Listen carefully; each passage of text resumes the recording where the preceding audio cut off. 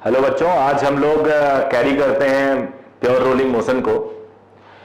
आपने देखा होगा प्योर रोलिंग में अभी हमने देखा था कि दो कॉन्सेप्ट से हम क्वेश्चन सॉल्व करेंगे। एक तो ट्रांसलेशन प्लस रोटेशन के सुपरपोजिशन से, और दूसरा जो है वो है सेंटर ऑफ इंस्टेंटेनियस रोटेशन से।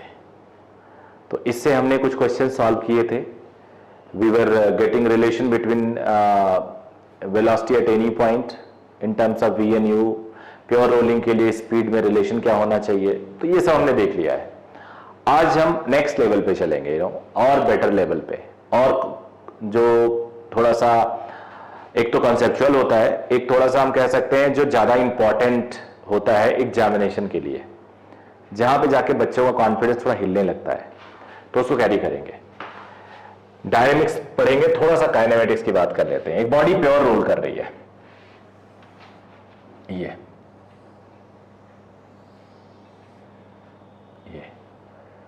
प्योर रोल का मतलब बॉडी ट्रांसलेट भी कर रही है, बॉडी रोटेट कर रही है। ये जो कांटेक्ट पॉइंट है या पूरा प्लेन है, इस पे प्योर रोलिंग हो रहा है। प्योर रोलिंग हो रहा है तो V must be r omega. अब हमें पता करना है एंगुलर मोमेंटम।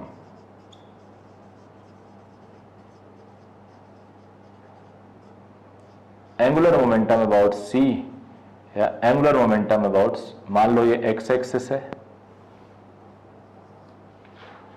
तो ये x एक्सिस के अबाउट एंगुलर मोमेंटम पता कर लेते हैं। एंगुलर मोमेंटम होता है translational angular momentum, rotational angular momentum. C point के अबाउट एंगुलर मोमेंटम का जो फॉर्मूला होता है mv परपेंडिकुलर r या mv r परपेंडिकुलर। तो V से परपेंडिकुलर डिस्टेंस इस C का x एक्सिस का क्या है, r है, तो translational mv r। Sense of rotation clockwise, देखो कैसे, डायरेक्शन देखना बहुत जरूरी है।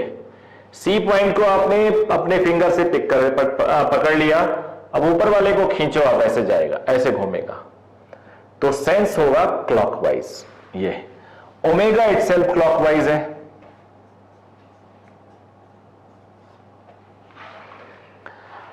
आई ओमेगा लिखेंगे, आई अबाउट ओ लिखेंगे, नॉट अबाउट सी।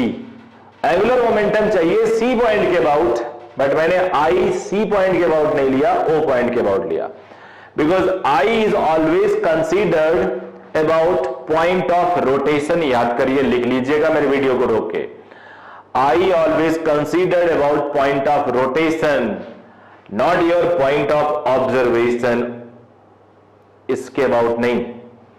अब अगर हम इस प्योर रोलिंग को सेंटर ऑफ इंस्टेंटेनियस रोटेशन मान लें, प्योर रोटेशन, तो एंगुलर मोमेंटम हम लिख सकते हैं आई सी ओमेगा। आई सी क्या होता है, I centre of mass plus M D square. I C is equal to I centre of mass plus M D square. I centre of mass O है, D E R है, तो ये I naught omega plus M are square omega, since V is equal to are omega. तो यहां से भी वही आया जो यहां से आया, सेंटर ऑफ इंस्टेंटेनियस के कॉन्सेप्ट से भी वही आंसर आया जो इससे आया। अब काइनेटिक एनर्जी,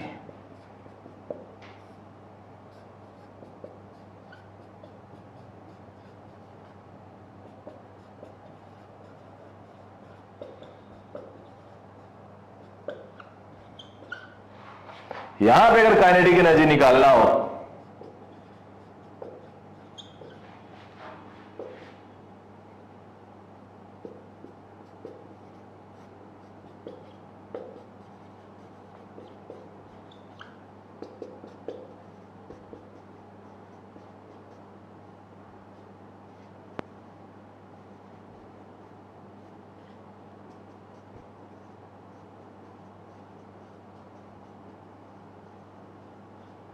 वही आया जो यहां आया। तो कॉन्सेप्ट कोई भी यूज करो, आंसर वही आता है। एक आध चीज और बता दूं मैं तुम्हें, अगर मुझे यहां वाई एक्सिस के अबाउट एंगुलर मोमेंटम चाहिए होता तो ट्रांसलेशनल लिखता, ट्रांसलेशनल 0 है। वाई एक्सिस को वेलोसिटी किसी परपेंडिकुलर डिस्टेंस यानी घुमाएगी नहीं, there is no rotational effect of y axis because of v, तो ये नहीं है और ये हो जाएगा आई नॉट ओमेगा। तो आपको ये देखना होगा किसी एक्सिस के अबाउट रोटेशनल इफेक्ट है कि नहीं है। चलो एक एग्जांपल और बता दूं मैं,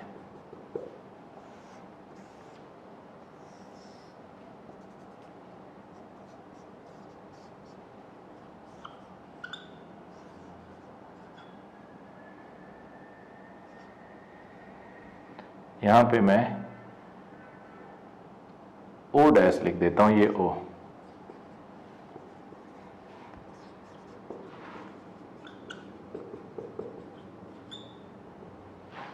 देख लो क्लियरली।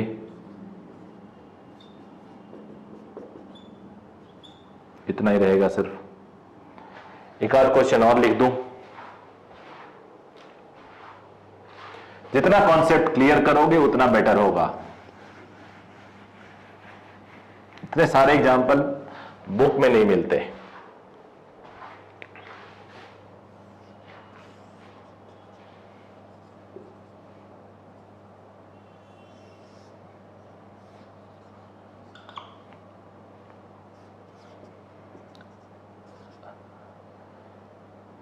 इस मोमेंट पे बताना है,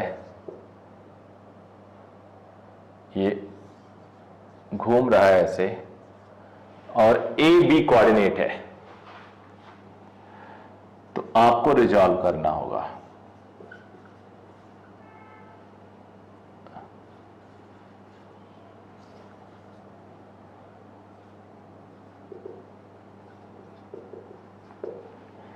ये ओ डैश एक्स डायरेक्शन के लिए, एक्स एक्सिस से ये देखो ऐसे घुमा रहा है, ये वी एक्स वेलोसिटी है, ऐसे घुमा रहा है। इधर देखो, इधर देखो, पेन का टिप देखो, वी एक्स पेन को ऐसे घुमा रहा है और एक्स एक्सिस ऐसे घूम रहा है, ऐसे पेन को फॉलो करो, ऐसे जा रहा है क्लॉकवाइज। ओमेगा भी क्लॉकवाइज है, एक्स से परपेंडिकुलर डिस्टेंस बी है,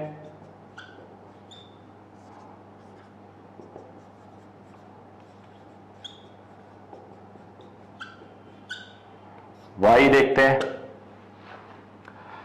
वाई को वी वाई एंटी क्लॉकवाइज घुमा रहा है। देखो ध्यान से, ये पेन का टिप देखो ऐसे घुमा रहा है एंटी क्लॉकवाइज। ओमेगा क्लॉकवाइज है, ए परपेंडिकुलर डिस्टेंस है क्लॉकवाइज, तो एक को माइनस लेना पड़ेगा। चलो क्लॉक को मैं प्लस लेता हूं,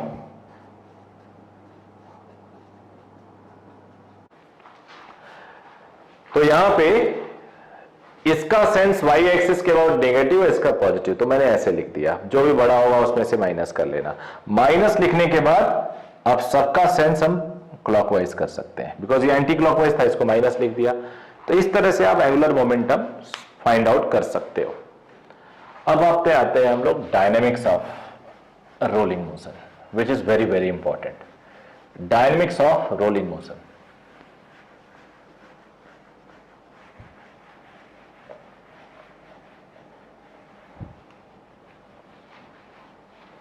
यहां पे मैं चाहूंगा आपका पार्टिसिपेशन, जितना ज्यादा पार्टिसिपेशन होगा आपका उतना बेटर होगा। सोचेंगे आप, आंसर करेंगे, फिर मेरे आंसर को सुनेंगे।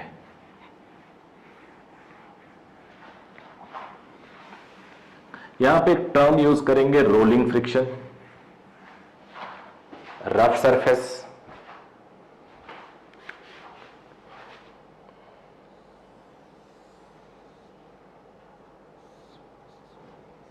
एफ फोर्स लगाया, रफ सरफेस है, मास है मैं, रेडियस आर है, मोमेंट ऑफ इनर्शिया आई है, ओ पॉइंट के अबाउट। आई है। तो अब बेटा यहां पे हमें डिस्कशन करना है प्योर रोलिंग के लिए। क्या डिस्कशन करना है? प्योर रोलिंग के लिए। प्योर रोलिंग का मतलब नो स्लिपिंग, प्योर रोलिंग का मतलब नो रिलेटिव मोशन। तो थोड़ी देर के लिए हम कह सकते हैं v आगे ओमेगा पीछे, कह सकते हैं, और यह भी कह सकते हैं v is equal to are omega, कह सकते हैं ना, कह सकते हैं v is equal to are omega. But force की वजह से वेलोसिटी इंक्रीज करेगा। और कौन कौन से फोर्स लग रहे हैं इस पे? mg,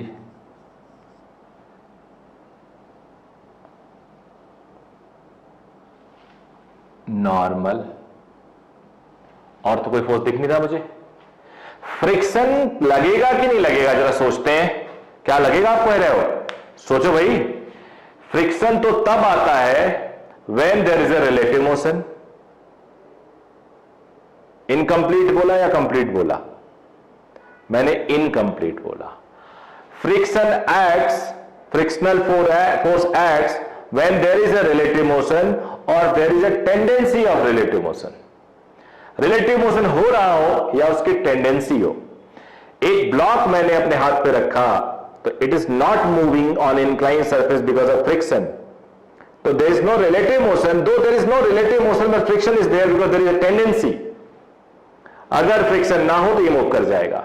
तो यहां भी because of this force v will increase because force will cause acceleration, force will cause acceleration, which cause acceleration, and acceleration increases speed, but to increase omega you need alpha, that is angular acceleration, and for alpha you need torque, because torque is I alpha, and torque के लिए O point पे force must be some perpendicular distance.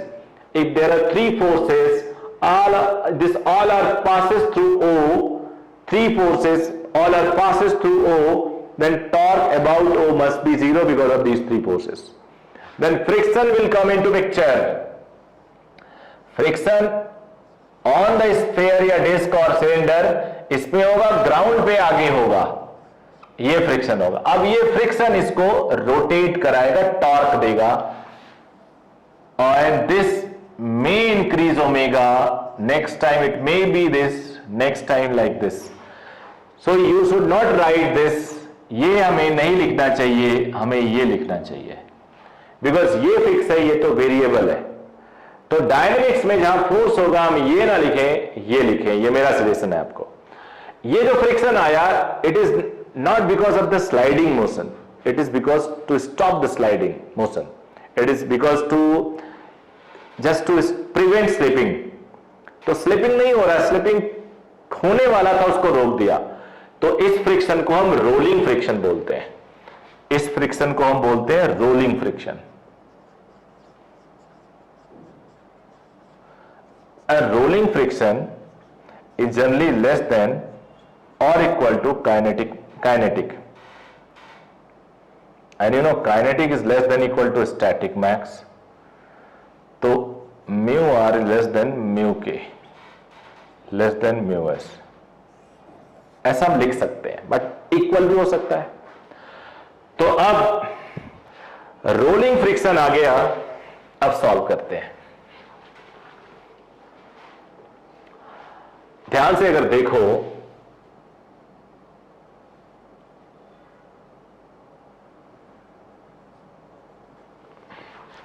तो net force आगे को है, पहले तो for pure rolling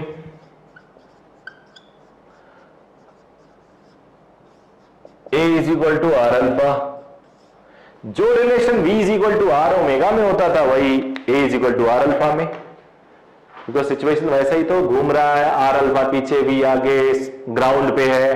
पहले वीडियो में बहुत कुछ बताया है इस पे। Force equation, net force is equal to this, ये force equation, Newton second law in translation. तो नेट फोर्स आ गई है F minus F is equal to M A. Torque equation,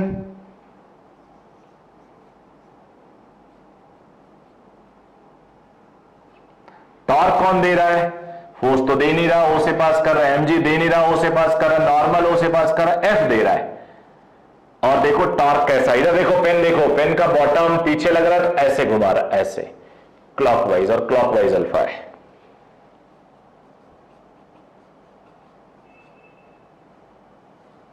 इसी को एक स्टेप आगे लेके जाता हूं, अल्फा को ए by are from 1,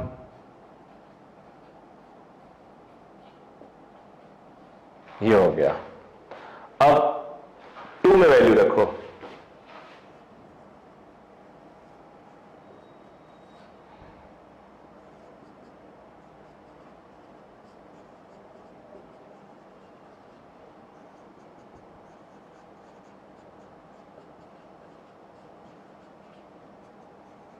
M A common ले लो,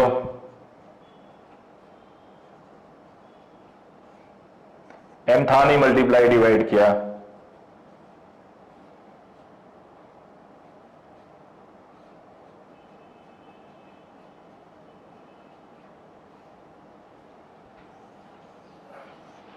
देखो कितना आसान है। I something into M are square, M are square M are square cancel हो जाएगा, लाइक रिंग है तो M are square by M R square 1, disc है half M are square upon M are square 1/2। तो इस तरह से आप कोई भी वैल्यू के लिए एक्सेलरेशन निकाल सकते हैं। अभी लिख दूंगा, now frictional force from 4, frictional force is I naught upon r square is F upon M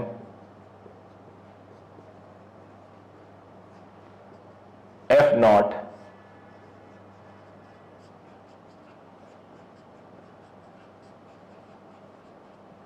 M R square by I, अंदर कर दो,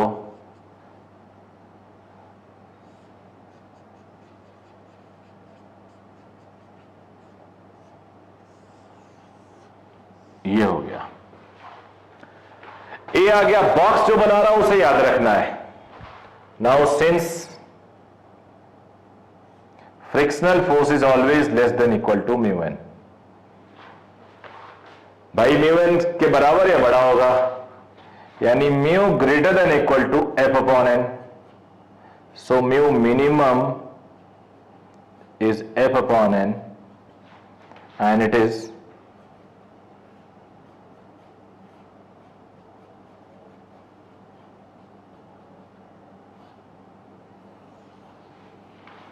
this much mu required for pure rolling. इससे कम है तो स्लिपिंग स्टार्ट हो जाएगा, कुछ भी करो तुम। अच्छा एक बात बताओ, क्या प्योर रोलिंग के लिए, वो भी एक्सेलरेटेड प्योर रोलिंग, डायनेमिक्स में फ्रिक्शन की जरूरत होती है? तो आप बोलोगे यस, अगर फ्रिक्शन ना हो तो स्लिपिंग कॉज होने लगेगा, बिकॉज टॉर्क नहीं मिलेगा, टॉर्क नहीं मिलेगा तो अल्फा नहीं आएगा, और अल्फा नहीं आएगा तो ओमेगा नहीं बढ़ेगा। तो टॉर्क के लिए फ्रिक्शन की जरूरत होती है, लेकिन अगर यही टॉर्क किसी और फोर्स की वजह से आ जाए तो फ्रिक्शन की जरूरत नहीं भी हो सकती है। तो याद रखो, in pure rolling motion, accelerated pure rolling motion, you may need frictional force or may not, some other force may apply torque, may provide you torque। तो फ्रिक्शन की कोई जरूरत नहीं होती, आप कह सकते हो टॉर्क की जरूरत होती है, टॉर्क कोई भी दे दे।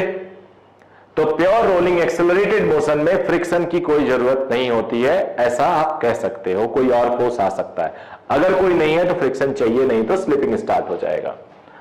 अब ए आई नॉट की डिफरेंट वैल्यूज के लिए आप ए फ्रिक्शनल फोर्स म्यू मिनिमम निकाल सकते हो। तो अब इस पे बेस्ड एक आध क्वेश्चन और कर लेते हैं हम लोग।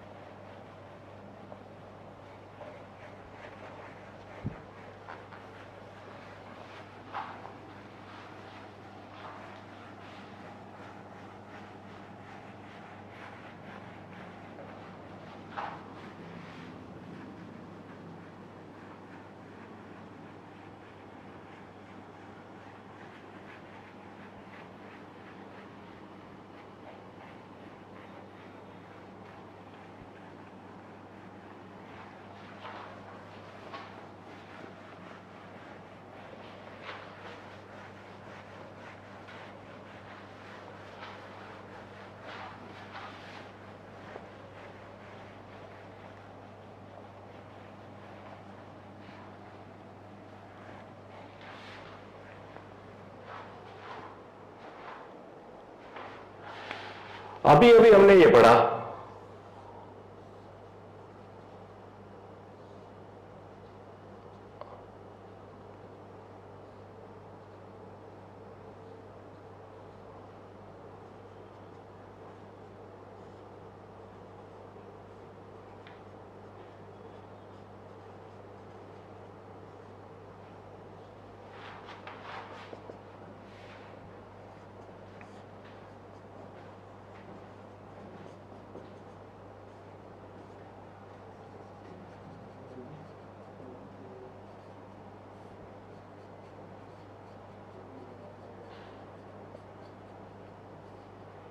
अब कुछ और पढ़ते हैं। इनक्लाइंड सरफेस,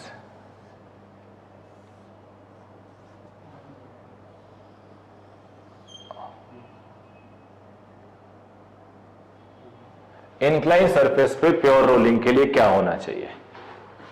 तो आपको पता है mg नीचे एक्ट करेगा, mg sine theta, mg cos theta, normal, frictional force, acceleration ऐसे, अल्फा ऐसे। इसको हम लोग ऐसे भी तो सोच सकते हैं,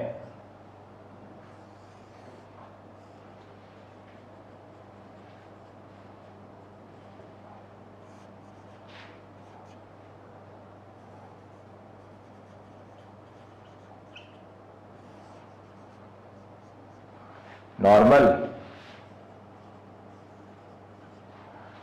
तो f की जगह पे mg साइन थीटा, यहां mg sign theta upon m, पुराना वाला केस बन गया बिल्कुल ये,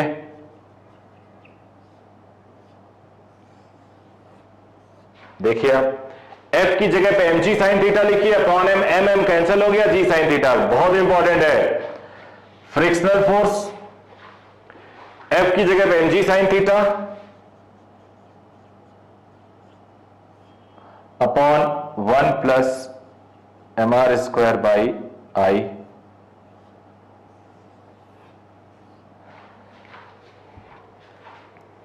और म्यू मिनिमम f की जगह पे mg साइन थीटा, n की जगह पे mg कॉस थीटा, तो mg mg cancel, tan theta,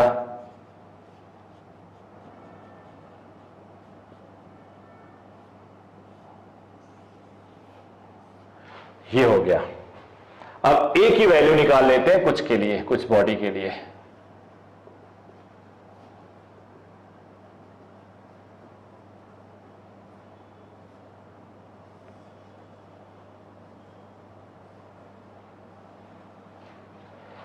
ring, disc, solid cylinder, ring हटा देता हूं क्योंकि रिंग को बीच में खींचना थोड़ा सा मुश्किल होता है प्योर रोलिंग के लिए। कर सकते हो बीच में साइकिल जैसा अरेंजमेंट करके, रहने देते हैं। और डिस्क हो गया, रिंग को यहां छोड़ा जा सकता है, उसका सेंटर ऑफ मास से वेट लगेगा। सॉलिड सिलेंडर और hollow sphere and solid sphere. Ring को आप हॉलो सिलेंडर भी लिख सकते हो। I half I M are square होता है, एम आर कैंसिल हो गया, 1 प्लस 1 2, तो ए इज 1/2 जी साइन थीटा। यहां डिस्क का हाफ होता है तो 1/2 प्लस 1 3/2, 2 ऊपर चला जाएगा, 2/3 जी साइन थीटा। हॉलो में 2/3 3/5,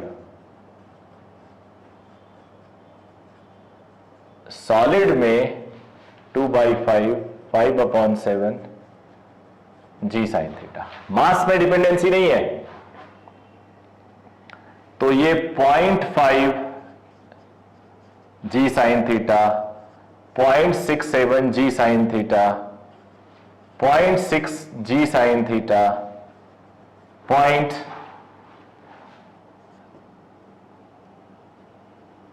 अप्रॉक्स 7 कह सकते हो, तो a solid sphere is greater than a disc या solid cylinder is greater than a hollow sphere is greater than a ring. तो अगर ring, disc, solid sphere, hollow sphere छोड़ा जाए इंक्लाइन सरफेस से और वो रोल होते हुए नीचे आ रहे हैं, तो जिसका एक्सेलरेशन ज्यादा होगा वो जल्दी पहुंचेंगे, जिसका एक्सेलरेशन ज्यादा होगा वो जल्दी पहुंचेंगे। तो ये क्वेश्चन अभी मैं इसको पूरे बोर्ड में एक बार और लिखवा दूंगा, बिकॉज ये इंपॉर्टेंट है अपने आप में। फिर फ्रिक्शन की वैल्यू देखेंगे, फिर म्यू की वैल्यू देखेंगे। टाइम किसको जल्दी पहुंचने में टाइम ज्यादा लगेगा, किसको कम लगेगा, जिसका एक्सेलरेशन ज्यादा होगा उसका टाइम कम लगेगा, नीचे आके उसकी स्पीड क्या हो जाएगी, ये सब देखेंगे थोड़ी देर में। एक और एग्जांपल, एक रील धागा है, ऐसे डिस्क मान लेते हैं या सिलेंडर मान ले, मास m है, रेडियस r है। अब ये नीचे आएगा, नीचे ऐसे आएगा और ऐसे घूमेगा भी, ये टेंशन T होगा। अगर मैं इसको ड्रॉ कर लूं ऐसे, तो फोर्स की जगह पे वेट, फ्रिक्शन की जगह पे टेंशन और प्योर रोलिंग का इक्वेशन हो गया। तो एक्सेलरेशन हो जाएगा F upon m that is g1 plus I naught upon M are square. Disc है I naught 1/2 M are square, so 2g/3। Friction की जगह पे टेंशन है, F upon F is mg, I naught नीचे आया तो mg/3। ये हो जाएगा इस केस में। ये ऐसा होगा रील का धागा, इमेजिन करो आप,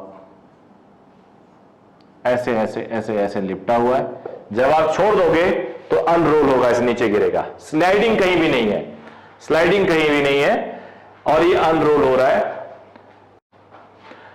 तो अब बेटा जरा कुछ कॉमन चीजें हम बात करेंगे, जरा कुछ एक जनरल बात बता रहा हूं मैं आपको, ध्यान देना जरा, इंपॉर्टेंट है। मान लो एक ब्लॉक है, u0 है, बट कॉमन एक्सेलरेशन a है इसका। जब ये यहां पहुंचेगा उस टाइम अगर ये s डिस्टेंस ट्रेवल करता है और इसकी स्पीड v हो जाती है, तो आपको पता है v square is u square plus 2as, तो v आ जाएगा √2as, और s is equal to ut plus half at square, तो s is equal to half at square, तो time taken to reach is 2s upon a। अब अगर inclined surface है, friction नहीं है, तो एक्सेलरेशन होता है g sine theta. Inclined surface है और फ्रिक्शन है, ये सब पढ़ चुके हैं आप, तो एक्सेलरेशन होता है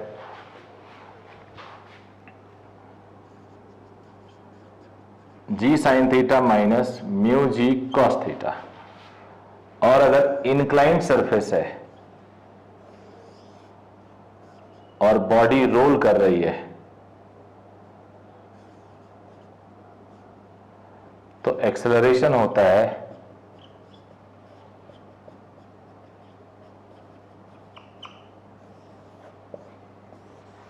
बहुत सारे क्वेश्चन इन दोनों कॉन्सेप्ट पे बनाए जाते हैं। बहुत सारे concept question v is equal to 2s, अगर l है तो 2l, टाइम टेकन इतने पे बनाए जाते हैं। अब हम लोग रोलिंग का केस लेते हैं, चार्ट बनाते हैं।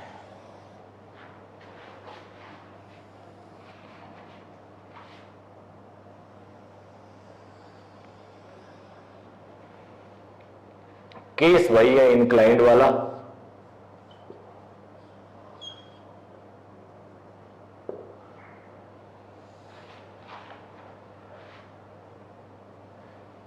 a is equal to g sine theta upon 1 plus I upon M are square. ई हो गया। यहां लेते हैं रिंग या हॉलो सिलेंडर जिसका मोमेंट ऑफ इनर्शिया mr²। फिर लेते हैं डिस्क या सॉलिड सिलेंडर जिसका मोमेंट ऑफ इनर्शिया ½ mr²। फिर लेते हैं हॉलो स्फीयर जिसका मोमेंट ऑफ इनर्शिया 2/3 mr²। फिर लेते हैं सॉलिड स्फीयर जिसका मोमेंट ऑफ इनर्शिया 2/5 mr²। अब ये चार्ट जो दे रहा हूं, कई क्वेश्चन इस चार्ट से आपको डायरेक्ट मिलेंगे।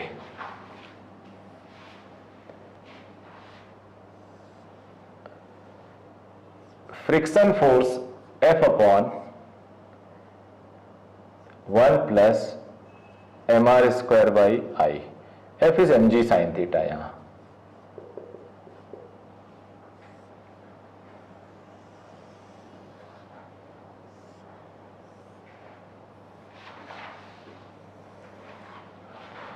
फिर म्यू मिनिमम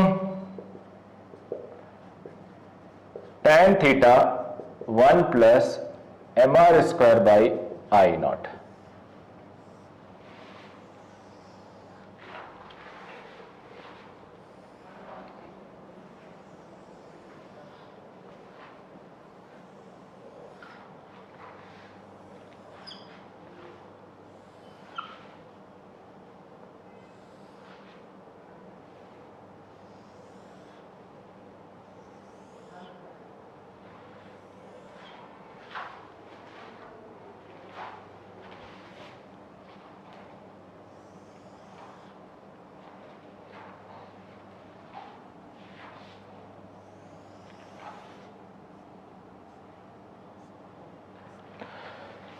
स्पीड कितनी हो जाएगी √2al।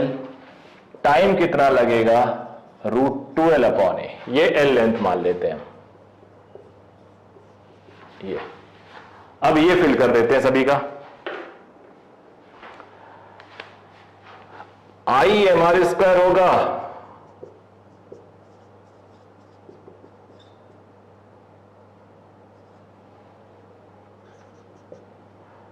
1/2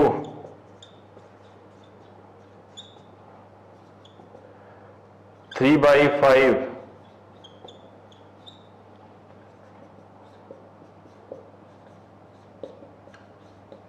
5/7। चाहो तो आप 0.5 0.67 0.6 0.7। अब मोमेंट ऑफ इनर्शिया इसका 1, तो F is ½ mg sin theta 0.5 mg sin theta. यहां पे ½ तो 1/3 mg sin theta 0.33 mg sin theta. यहां 2/3, 2 यहां 3 ऊपर, तो 2 ऊपर चला जाएगा 2/5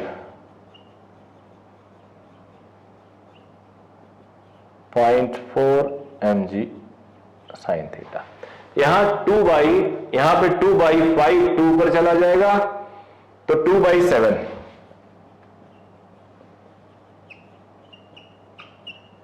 अप्रॉक्स 3 mg sin थीटा। तो सबसे कम फ्रिक्शन किस में लग रहा है? स्फीयर के केस में। सबसे ज्यादा रिंग में। म्यू मिनिमम ये हो जाएगा 1, तो 1/2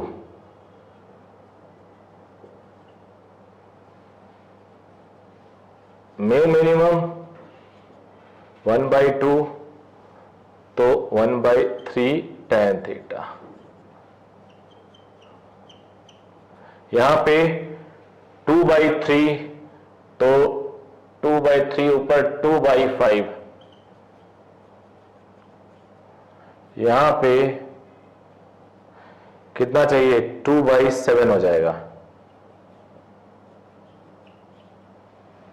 ये हो गया 0.5, 0.33, 0.4, 0.3 tan थीटा।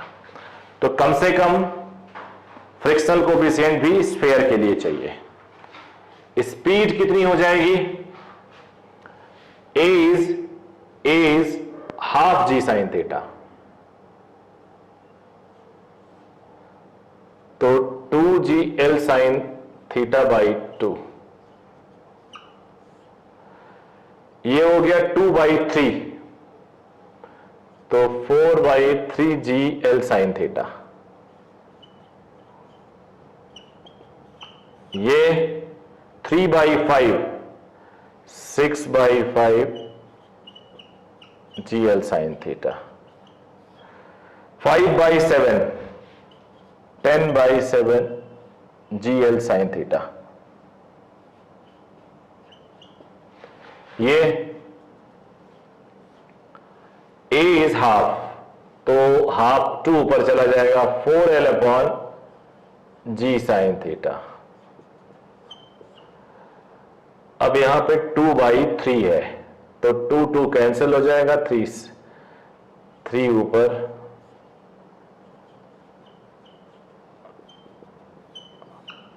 ये 3/5, तो 10/3,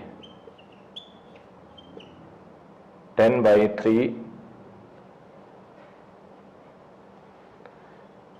l/ साइन थीटा,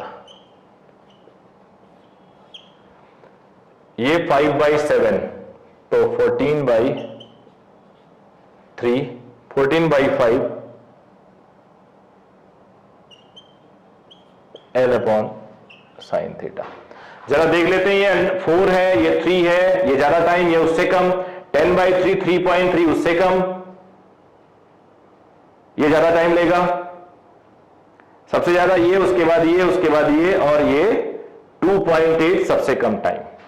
तो ये चार्ट आप तैयार कर लीजिएगा, काफी प्रॉब्लम आपकी सॉल्व हो जाएगी। ये भी क्वेश्चन देखो आता है कि स्मूथ सरफेस है, आधा स्मूथ है, आधा फ्रिक्शन वाला है, फ्रिक्शन में एक्सेलरेशन ये, स्मूथ में ये, तो इस तरह के क्वेश्चन भी आते हैं आपके लिए। पुटिंग ए इन इक्वेशन 2 है f माइनस एफ, तो f इज f minus m a, f minus m a करूंगा तो f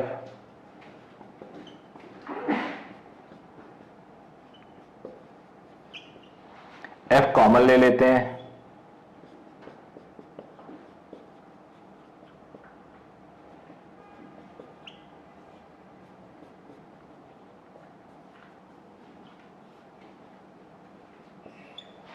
अब देखते हैं क्या आता है।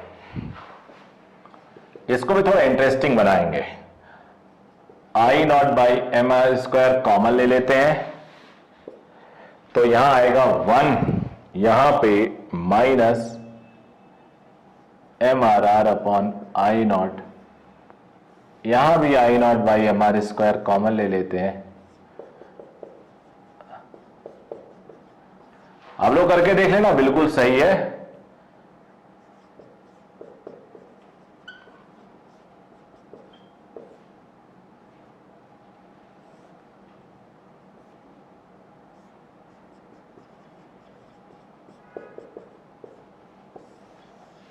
ये आया।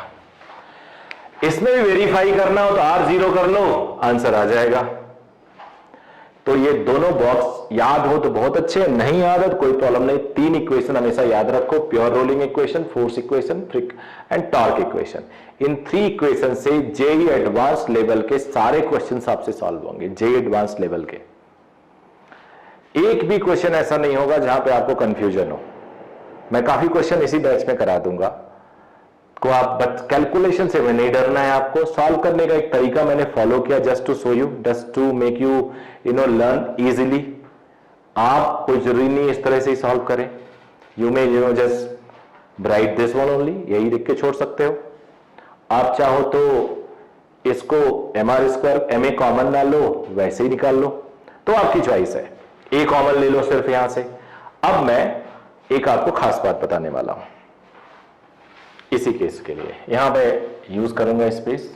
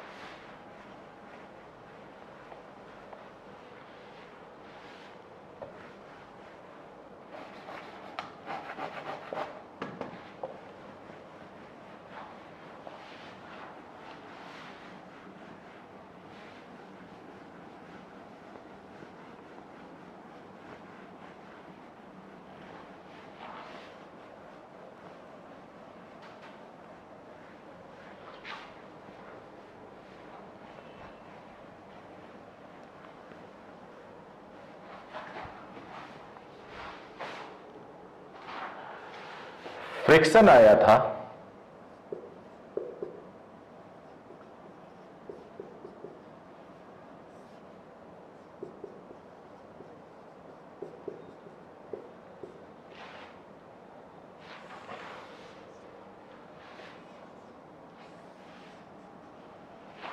if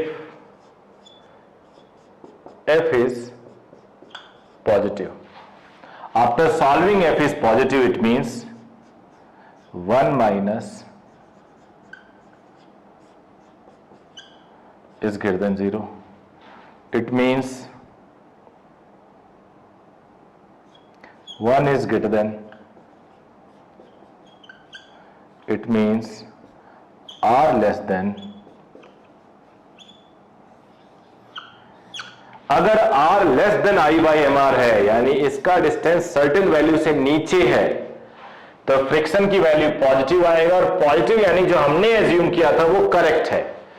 पॉजिटिव आने का मतलब जो आपने एज्यूम किया था वो करेक्ट है, यानी F will act in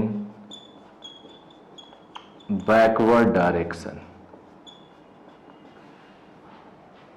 okay, if f is 0, that is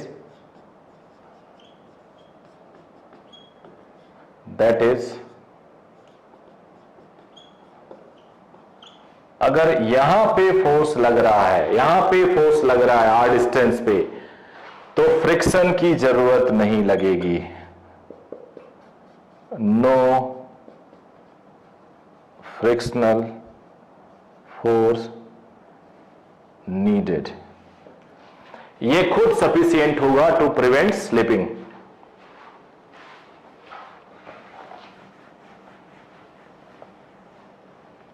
तीसरा, खुद समझदार हो आप लोग। If f is negative, that is ऊपर वाला ही नेगेटिव हो सकता है, नीचे तो पॉजिटिव वैल्यू है, स्केलर वैल्यू है, पॉजिटिव भी है, तो कोई सवाल ही नहीं।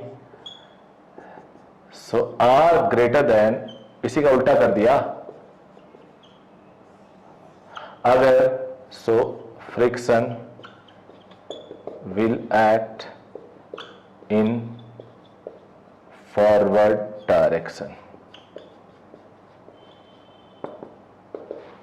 अगर एक पर्टिकुलर हाइट से ऊपर, वैसे जितना ज्यादा ऊपर जाते हो रिस्क होता है। जब मान लो अगर मुझे यहां से खींचा जाए तो मैं ऐसे पलटूंगा तो मेरा पैर पीछे जाएगा, फ्रिक्शन आगे लगेगा।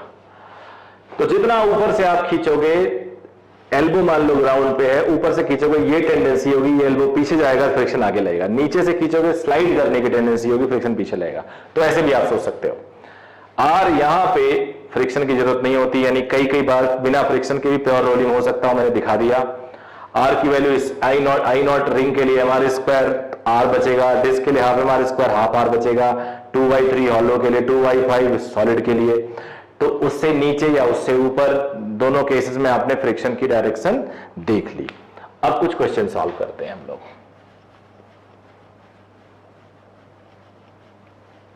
बहुत सारे क्वेश्चंस हैं, बड़े बड़े क्वेश्चंस हैं, जेईई एडवांस लेवल के क्वेश्चंस हैं।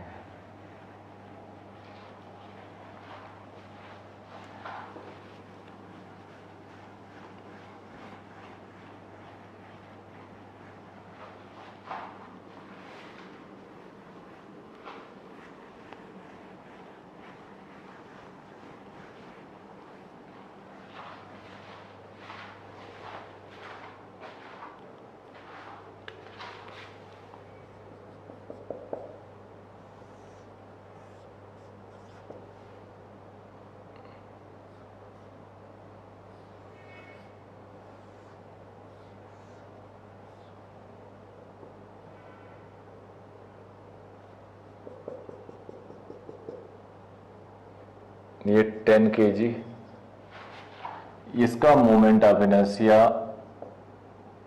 20 kg metre square, radius is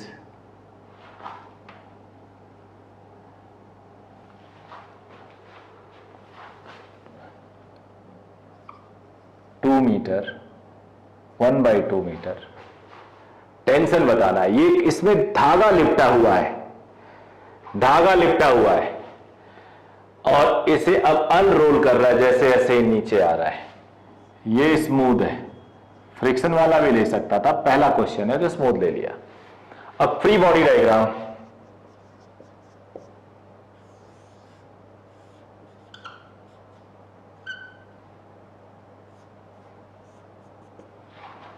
ये ऐसे घूम रहा होगा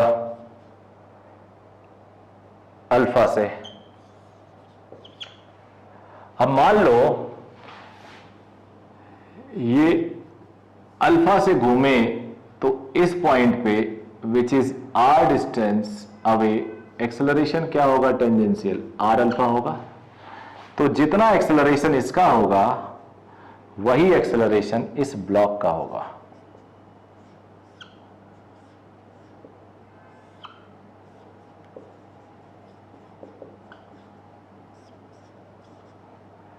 नॉर्मल की जरूरत है, मुझे लगता नहीं है, लेकिन चलो मैं ड्रॉ कर देता हूं।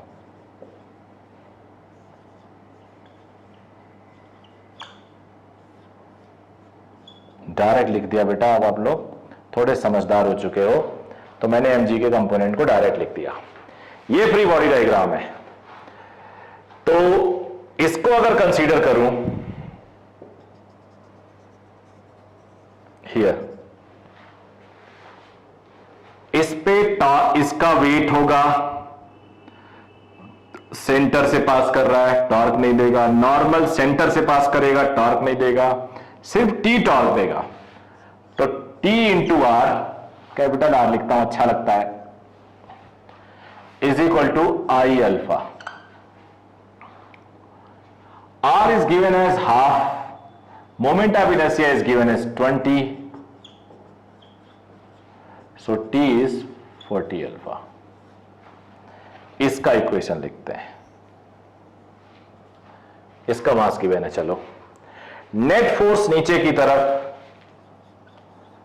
mg sin थीटा, थीटा भी 30 डिग्री ले लेते हैं, make it easy, minus T, देखो नेट फोर्स नीचे mg sin 30 minus T is equal to ma, m is 10, G is also 10, sin theta is half, T is 40 alpha, M is 10, A is R alpha, A is R alpha। तो ये हो गया 50 minus 40 alpha is equal to 5 alpha, 50 is equal to 45 alpha. Alpha is 50 by 45, 10 by 9 radian per second square, and A is R alpha, A is half, 5 by 9 meter per second square। A आने के बाद, alpha आने के बाद you can get T, T आ गया, A आ गया, सब कुछ आ गया। You got the question? इससे पहले हम लेते थे आइडियल पुली लेते थे, आइडियल पुली में स्लाइड कर जाता है यहां से, अभी ये स्लाइड नहीं कर रहा, अनरोल कर रहा है, स्लिपिंग है, स्लिपिंग नहीं है, सॉरी, ऐसे क्वेश्चन में लिखा जाएगा there is no slipping at any contact, बोला जाएगा friction at pulley sufficient to prevent slipping, या सिर्फ एक लैंग्वेज दिया जाएगा there is no slipping at any contact. अब ये अनरोल होगा और ये नीचे जाएगा, तो आपको एक बार इसका इक्वेशन देखना, इस पे सिर्फ टॉर्क आ रहा है, टॉर्क होता है force into distance is equal to I alpha, तो आपने टेंशन निकाल ली यहां से अल्फा के टर्म में, अल्फा आर डिस्टेंस पे कितना एक्सेलरेशन छोड़ रहा होगा, आर अल्फा, तो आपने यहां से ए और अल्फा के बीच में रिलेशन निकाल ली, टी निकाल लिया, यहां net force mg sin theta minus T है, ma लिख दिया, यहां से आपने अल्फा की वैल्यू निकाल ली, अल्फा आते ए आ गया, अल्फा आते टी आ गया। सो आई होप सॉल्व कर लोगे तुम लोग, और क्वेश्चन सॉल्व करते हैं।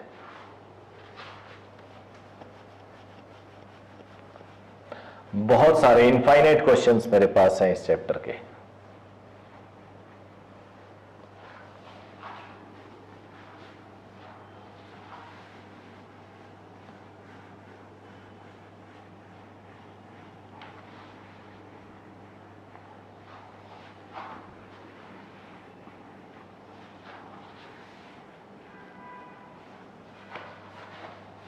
एक और क्वेश्चन लेते हैं।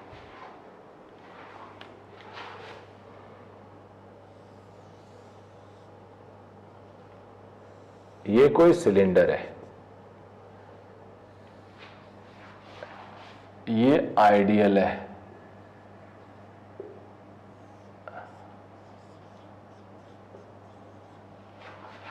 ये सिलेंडर है, मोमेंट सिलेंडर या उस तरह का शेप है कोई,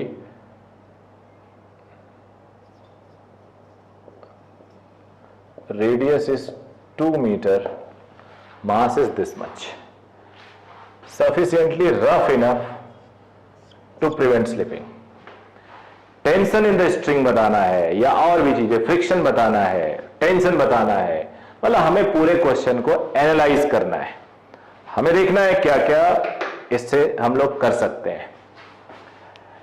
तो मैं आपको सजेस्ट करूंगा how to proceed for this question, सभी के लिए, learners, JEE advanced, JEE main, सबके लिए फ्री बॉडी डायग्राम।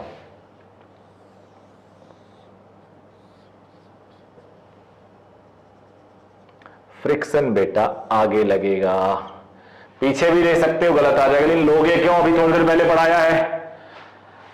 ये सॉलिड डिस्क है, डिस्क में r/2 से ऊपर लगने में फ्रिक्शन आगे लगता है, तो बेटर लो, वेट वोट की कोई जरूरत नहीं है, ये प्योर रोल करेगा जब friction is sufficient to prevent slipping. अब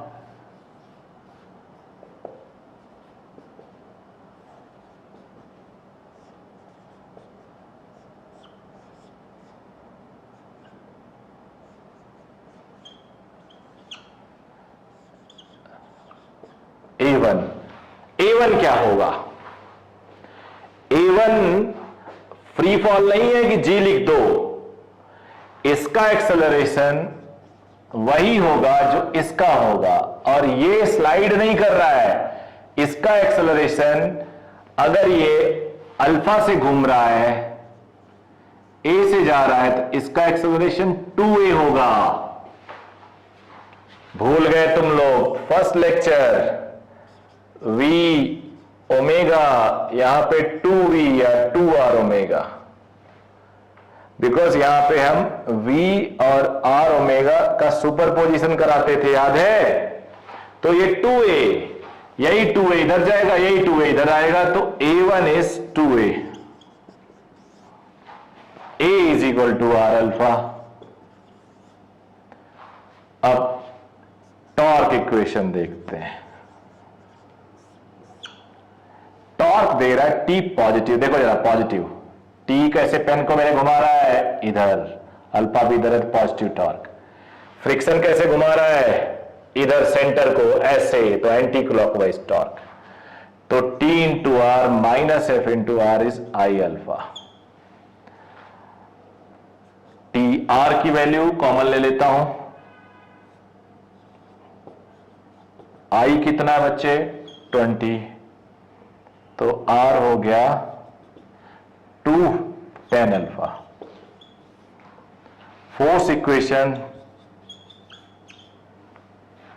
ये है force equation, tan g minus T is equal to tan a1। a1 कितना है 2a,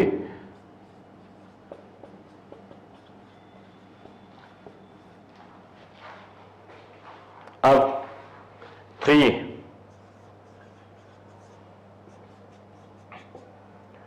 tan अल्फा, अल्फा है a by are,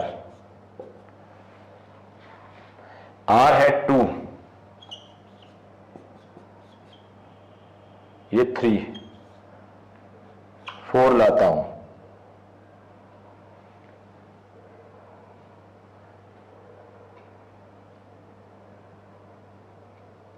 ten minus F,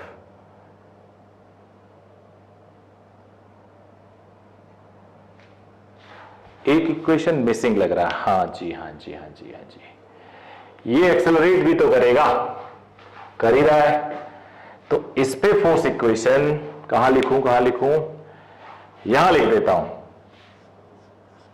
इसका force equation T plus F is equal to, इसका mass कितना था 10 kg, 10a, इसे equation में 3 dash लिखता हूं, तो 3 डैश, एफ कैंसिल हो गया, 2t is 15a, t is 15 by 2a, 5, t को पुट करूंगा 4 में और आंसर मिलने वाला है मेरे को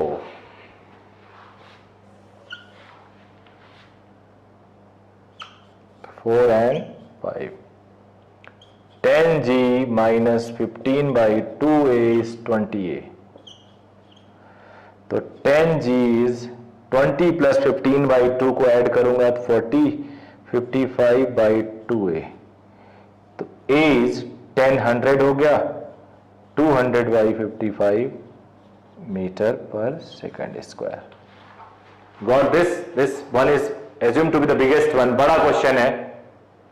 तो यहां से बेटा a आ गया, a आने के बाद आर अल्फा आ जाएगा, 4 में पुट करोगे t आ जाएगा, 3 में पुट करो तो फ्रिक्शन आ जाएगा, कुछ भी आप निकाल सकते हो। तो it was a good question जिसको आपने अभी ट्राई किया। और भी कई क्वेश्चन हो सकते हैं, चलो एक आध और ट्राई करते हैं, डरना नहीं है किसी को भी। फिर मैं जेई एडवांस के कुछ क्वेश्चंस ट्राई कराऊंगा।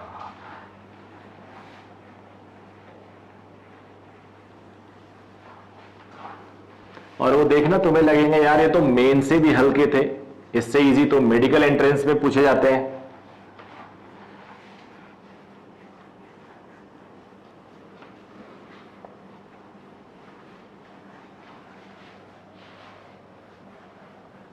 बट इस वीडियो को जब आप देखेंगे तो एक तो कंसंट्रेट करके देखिएगा, दूसरा लिखिएगा बार बार, शांत रूम में लैपटॉप पे देखिए बेटर होगा। एक एग्जांपल चलो मैं वैसे दे देता हूं,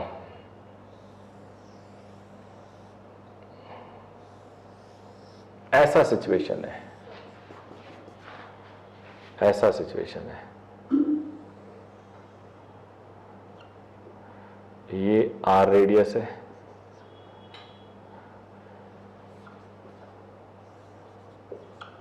और ये 2r है। तो अब जरा पॉइंट ले लेते हैं, A point, B point, C point, D point. Acceleration of A क्या है, बी क्या है, सी क्या है, डी क्या है, ये आ गया आपका। तो नेचुरली आप क्वेश्चन सॉल्व कर पाओगे, बिकॉज यहां अगर स्ट्रिंग होगी तो उसका एक्सेलरेशन वही होगा जो डी का होगा। यहां पे एक स्ट्रिंग मान लो, तो उसका एक्सेलरेशन वही होगा जो c का है। ये डायग्राम ऐसा हो सकता है।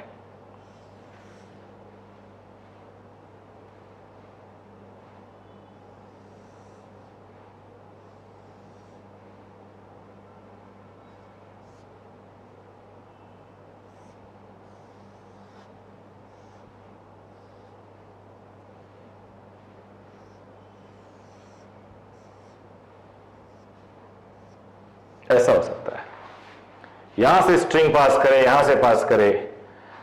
तो अगर हम इसको प्योर रोलिंग, यहां पे देखिए ग्राउंड पे, तो ग्राउंड पे है,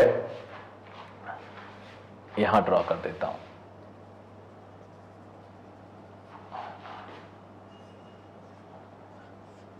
टू आर अल्फा पीछे, ए आगे, 2r अल्फा प्योर रोलिंग के लिए। अब वो पॉइंट ले लेते हैं, यहां तो ए है, यहां बी सी डी, तो यहां आर अल्फा पीछे, ए आगे, यहां ए आगे, आर अल्फा आगे, यहां ए आगे, 2r अल्फा आगे। तो acceleration at A is 0, a minus r alpha, a is 2r alpha,